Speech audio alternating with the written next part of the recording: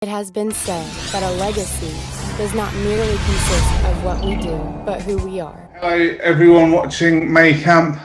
This is Legacy, coming to you live from Burgess Hill, St Andrews, which is cool. And we're going to be discussing a question amongst us today about why bad things happen to good people. I wonder if we could look to Ben to perhaps kick us off with this topic, just sharing thoughts, ideas, that sort of thing. So, Ben, what do you think? Why do bad things sometimes happen to good people? Yeah, I think that it's probably something to do with the fact that we don't live in a perfect world. While we have been saved by Christ, we aren't living after his second coming. We aren't living in the perfect world that we have been promised. We're still waiting for that. So there's still going to be bad things happening, and that's not always in our control. Yeah. I can't remember the exact quotes from. I think it's in Corinthians, but I think it's something like, "In Adam we die, but in Christ you rise again." That we haven't. Well, as Ben said, the second coming hasn't come, and we're still dying in Adam each day on earth, and we look to Christ to be able to not, well, to receive forgiveness of that. I think we also have to remember that God loves to bring good things out of bad things. Like someone's experience, although it may be negative, can really help other people who are going through the same thing. I wonder if this question takes us into the territory of free will and predestination. So, for me personally, I think that we have a God-given free will, but we operate within the boundaries of predestination. So, for example, for me, I know that I am saved. I know that Jesus went to the cross for me. I know that he's forgiven me of all my sin, past, present, and future. And God, in his grace, has given me a free will to accept or reject him and his ways. However, I'm still quite capable of making wrong decisions sometimes, or doing what the Bible would call sin, thinking something bad, saying something bad, that sort of thing, which might cause hurt or pain to someone else, maybe without me even realizing sometimes. But the reality is that, yes, I'm forgiven of my sin, whether I understood it or not. God is more merciful than we could ever imagine. His love is completely unconditional. His grace is a free gift to us. There's nothing we could do to earn it, and nothing we could do to lose it as a result. But me, in my free will, I can't use my free will to fly. I wish I could. I wish I could fly, but I'm trying now, and it's still not working because God has given me free will in the boundaries of predestination, and part of that is this thing called gravity. And he has not given me wings, despite the Red Bull advert lied to me. I tried a can of Red Bull and it didn't work, but that's another story. I'm still working through that issue pastorally. Please pray for me. Bad things do happen. Let's be real. Let's own it. But I think a lot of it's about what we do with it, how we handle that, that sort of thing, as well. Has anyone else got any thoughts on this? Well, not trying to get into in some ways earlier for philosophy or anything like that, but your viewpoint is, someone called Plantinga and his free will defense, and he puts forward the argument that in some ways God could have created two worlds, one where people don't have free will, and one where they have free will but they can always make right decision, but one where they have free will and still make the wrong one. So the second world is a world where we can actually fully develop our loving relationship to him. So and that's why bad things happen to good people, because for people to be able to fully develop a relationship to him, there needs to be epidemic distance, or just that God can't step in every time to make people make the right decisions, because that would mean that there wouldn't be any free will. I really liked Ayla's point also, though, of saying that God is at work. It's not that he causes bad things, but that he's at work within them, and in the solution to them, and you can see him working in there. And just as we were talking about this, I was just thinking about the Sermon on the Mount, Matthew 5 verse 10. Blessed are those who are persecuted, for theirs is the kingdom of heaven. And it's that sense of strengthening of faith through living through things that haven't gone quite so well, but actually God being within that, and you coming out the other side and kind of really understanding what it means to have that faith. Because if it isn't tested, I think sometimes you can maybe get a little bit blasé, a little bit sort of, God's given me everything, I'm all right, I'm fine. But every so often, sometimes things test you, and you actually go, yeah, that's what God's about. That's where he is. That's why I need him. That's why I need to keep faith in him. Amen. Okay. Guys, that's a few of our thoughts on it, which is all good. We're going to leave you with two questions. I think one question I'd like to leave everyone with would be, consider Daniel in the Old Testament. Daniel was a great, faithful man of God, and God was clearly using him to do some incredible, exceptional things. And there's a part in the story of Daniel where Daniel has to go literally into a fire, into a furnace. Now, how do you think Daniel felt as he was approaching that flame, getting closer and closer? Was he going, God, why have you forsaken me? Was he freaking out? Was he having a meltdown? Or was he trusting God, that he'd work all things out for the good of those who know him and love him? So that'd be one question. How do you think Daniel felt? And my second question would be the original question back to you guys to discuss in your groups. Why do you think that bad things sometimes happen to good people? Guys, we are Legacy, and we love you guys, and we look forward to seeing you when we can all get together as well.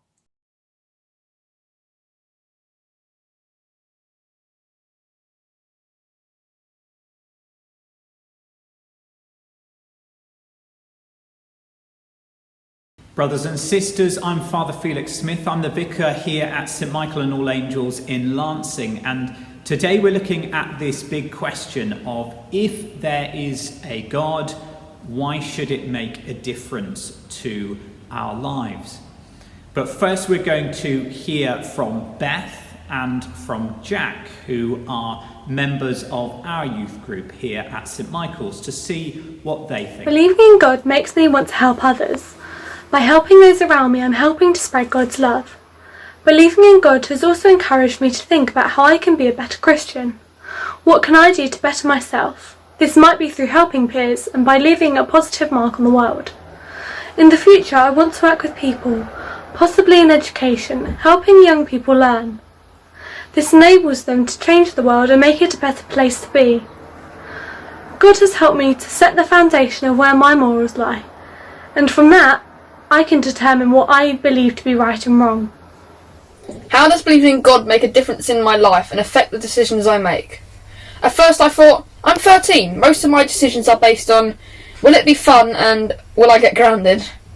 But maybe there's more to it than that. I mean, I don't want my fun to take away someone else's fun, and I don't want my mum and dad stressing about what I'm doing. But is that just me being nice? Or is it God helping me too? Honestly, I don't know. But I reckon that for now, he's happy that I want to learn about him and do things that remind me he's around, like going to church and enjoying our youth group.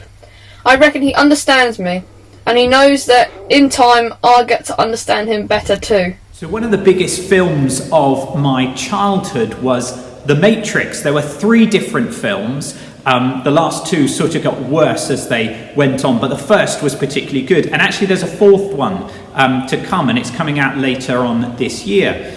The main character is Neo, and he has to choose in the film between taking the red pill and taking the blue pill. If he takes the blue pill, well, then he carries on with his life. He keeps living the lie that what he sees around him, the material world, is true reality. That the material world, the things he sees around him, are what is important. Or he can choose to take the red pill and to find out the truth, that this isn't all there is, that there's more to life than this. And what does he choose? Well, he chooses the red pill, of course. He wants to know the truth about life. Now, this is what it's like for us when we take on board the existence of God. It changes everything. We take the red pill when we decide to do this. Suddenly we recognize one key thing. Our life is not about us. Our life is not about us.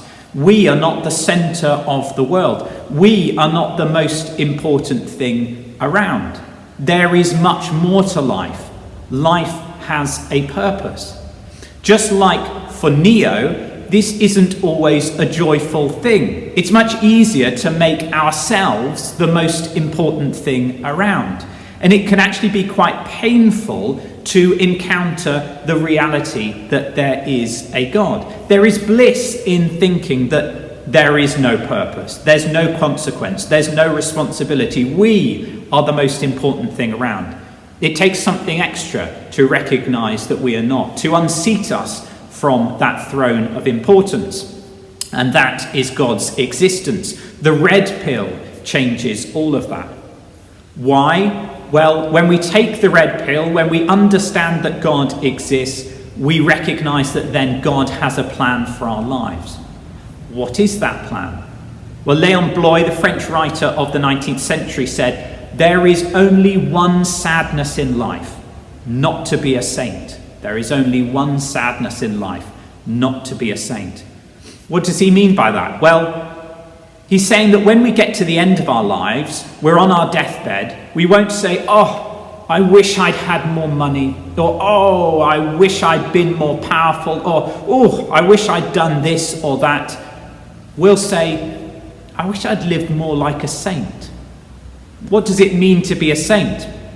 Well, to be a saint means to be the person that God calls us to be. God calls each and every one of us to be saints. Thomas Merton, an American monk of the 1950s and 60s, said, "For me to be a saint means to be myself. For me to be a saint means to be myself." If God exists, he calls us into being. He calls us to be saints, to be more fully ourselves, to go on a journey with him, a journey of finding out who we're meant to be, what our purpose is, what life is even for. Okay, one last thing. If we accept God exists, how might we know his will for our lives? Well, the writer of 1 John says, God is love. Not God has love or God loves at certain times, but God is love itself. And so to follow God's will for our lives means to live a life attuned to that love. In John 15, Jesus says that we must dwell in that love. St. Therese de Lisieux, one of my favourite saints, French 19th century, spent a long time agonising over her purpose in life. What was she being called to do? What was her role in life? What was God calling her to? Finally, she understood. She said, I will be love in the heart of the church. I will be love in the heart of the church. God is love. He called us to be a people of love. We can't do this on our own. We have to be at the centre of the church, loving others, becoming the saint that God has called us to be. So, we ask the question, what difference does God's existence make to our lives? Well, we can choose the blue pill.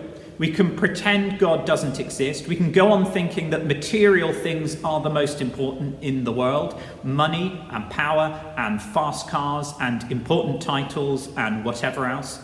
But if we go down this road, well, we're just here by chance. There's no purpose, there's no plan, there's no hope. Or we can choose to take the red pill. It's much harder, it's much more challenging. We have to accept that God exists, and therefore we're not at the centre of the world. God is instead.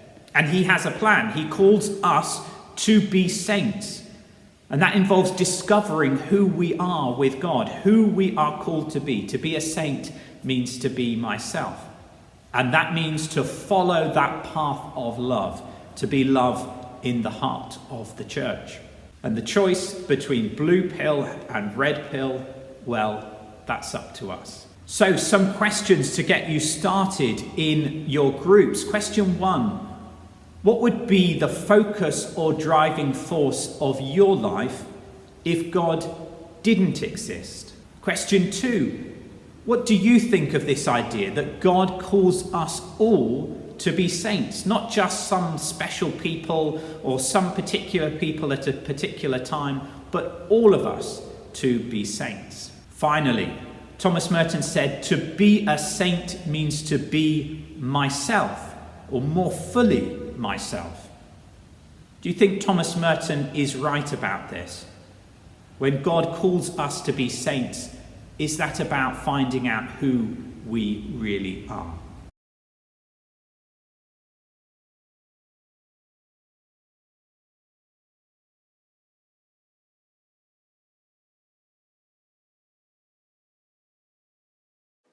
Hello, and welcome to this May Camp 2021 seminar. My name's Andy, and I'm the youth and worship pastor for Broadwater Parish. And here we are, one of our sites, St Mary's, and we're delivering to you a seminar today. But it's not all about me. We've got some fantastic young people here who are also going to add value to your life in these next 10 minutes and this seminar to share what's on their heart and what this is all about. So they're just going to introduce themselves, and then we're going to get straight to it. So yeah, crack on. I'm Ellie, and my favourite worship song is Waymaker. I'm Jacob, and my favourite worship song is Head to the Heart. I'm Eliza, and my favourite worship song is Highlands. I am Hannah, and my favourite worship song is We Are the Free, or The Father's Song by Matt Redmond. My name's Molly, and my favourite worship song is Angels by Ellie Limebear. Great. Awesome. So there's some songs for you to also look at as well. So our seminar today is on this question. There's so many rules in the world already. Why would I choose God's two?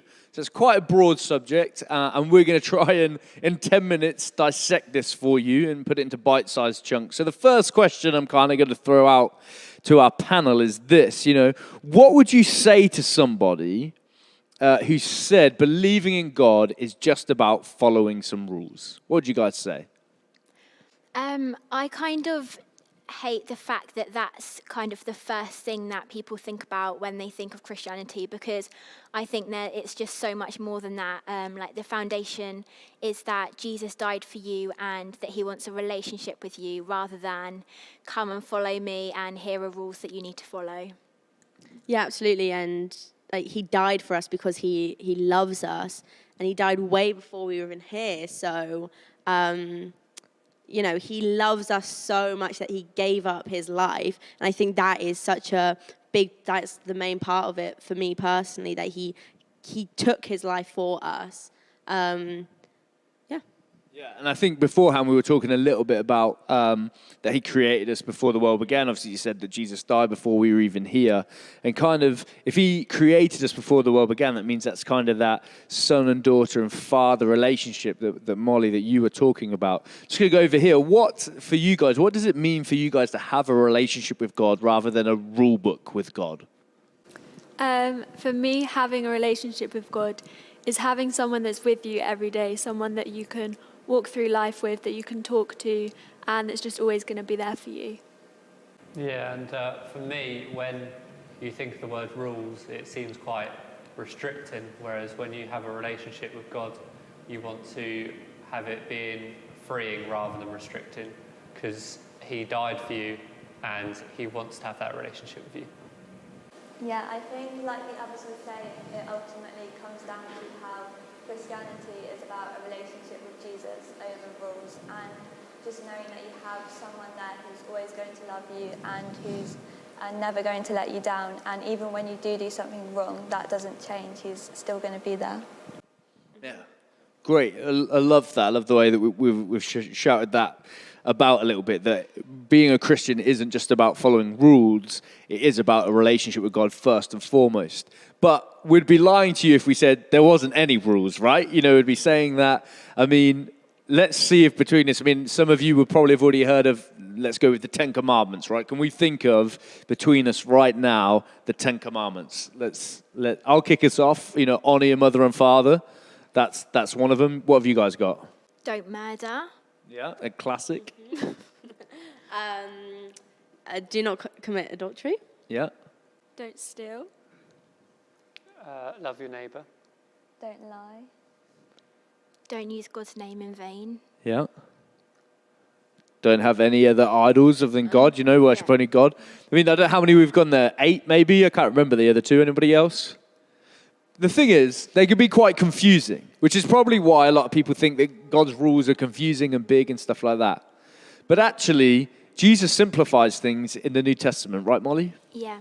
I think Jesus' main rules for us to follow are to love God and to love other people, and that if we were to follow those, it would seep into other areas of our life.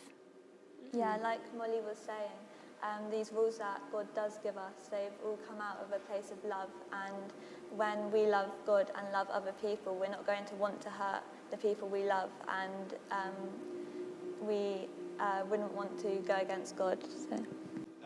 Absolutely, and we can almost say a little bit around, like, in that way, kind of what's wrong with God's rules. If it's about loving God and loving people, everything else, those other 10 Commandments and all of that stuff, come out of those, okay? So that simplifies that a little bit for you.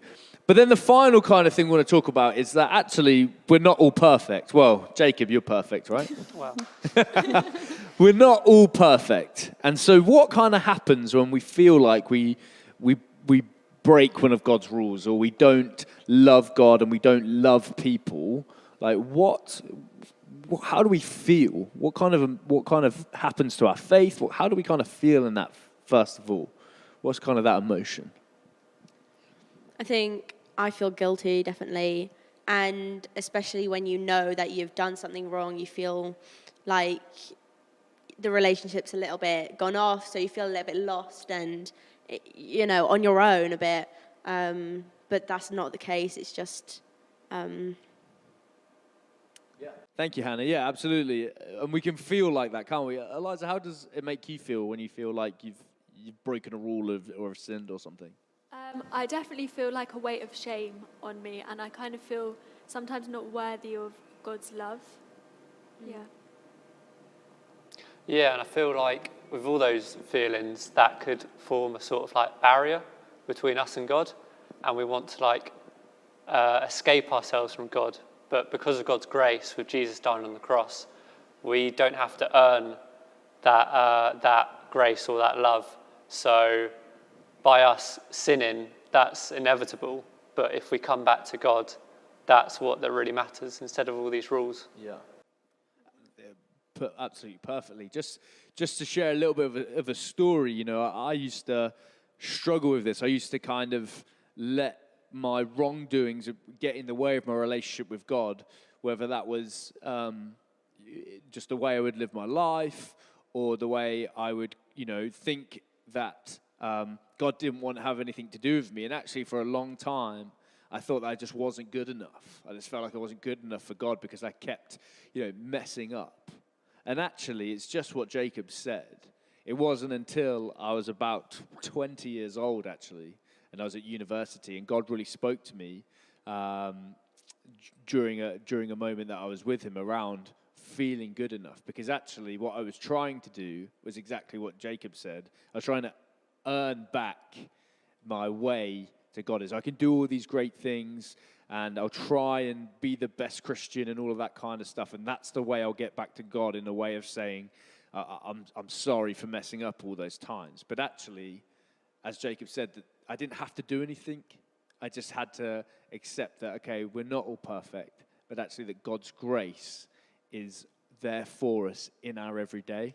And we found a couple of really encouraging scriptures that talk about God's grace. I just wonder if the guys would mind reading them out.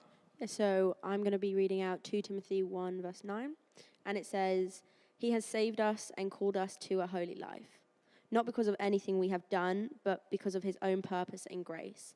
This grace was given us in Christ Jesus before the beginning of time." Yes, and my passage is to Ephesians 2, verses 8 to 9. "For it is by grace you have been saved, through faith. And this is not from yourselves, it is the gift of God, not by works, so that no one can boast." And Romans 6, verse 14 says, "For sin shall no longer be your master, because you are not under the law, but under grace." I love that. Can you read that again? "For sin shall no longer be your master, because you are not under the law, but under grace." What does that mean to some of you guys? What does it mean to know that actually we're not governed by sin? Sin isn't our master, but actually we've got God's grace. What does that mean for some of you guys? That we don't have to let our sin and the things that we do wrong be our identity or be the thing that controls us, because when Jesus died on the cross and gave that physical sacrifice as a representation of his grace, it took away all those chains, and he allowed us to not be under that weight, but that we can be free in him, and that he's already taken all those sins away, so we don't need to allow ourselves to be held down by that. Great. Anybody else? Yeah, I think that passage is just quite encouraging, because we're not perfect, so we will sin, but that sin, it's basically saying that sin doesn't hold us, so it doesn't define us. Mm-hmm. And by God's grace, we are then freed from that sin, and we can live a more meaningful life. Yeah. And it goes back to where we started, doesn't it? It goes back to that relationship, that the reason why we're a Christian isn't about rules and allowing us that we have to follow these rules perfectly, and when we sin, we're distanced from God or anything like that. But actually, it's about that relationship that we have with God, and that his grace is with us to maintain that relationship. That's why he gives us that grace, because he wants a relationship with us. He doesn't want us, as we've said, to be defined by our sin, or let the sin be the thing that keeps us away from God. His grace keeps us in relationship with who he is. So we've got a few questions for you guys to kind of answer and unpack back in your groups around this, around God's rules and relationship with him. And so, yeah, have fun unpacking them. Hopefully this has been helpful. And I guess the real message we want to say is that Christianity isn't about following God's rule book. It's about having a deep and meaningful and personal relationship with Jesus. Do you feel worthy enough to receive God's grace? When you think of Christianity, what comes to mind first? God's rules or a relationship with God? Has your perspective changed on God's rules from seeing them all fit into loving God and loving others?